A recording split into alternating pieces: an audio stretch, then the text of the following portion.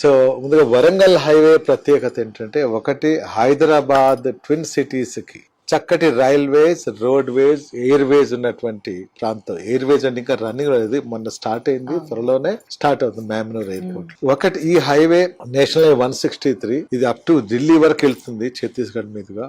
ఇక్కడ 6 track road ఉంది, ఢిల్లీ వరకు రైల్వేస్ ఉంది. పొల్యూటెడ్ ఇండస్ట్రీస్ ఈ హైవేలో ఎక్కడ లేవు, వాటర్ ప్రాబ్లమ్స్ కూడా ఇక్కడ లేవు అనమాట.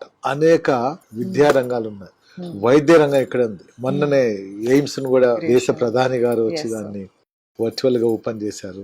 అలానే ఒక వరంగల్ కాకతీయ టెక్స్టైల్ పార్క్ కూడా, అతి పెద్ద టెక్స్టైల్ పార్క్ ఓపెన్ చేశారు.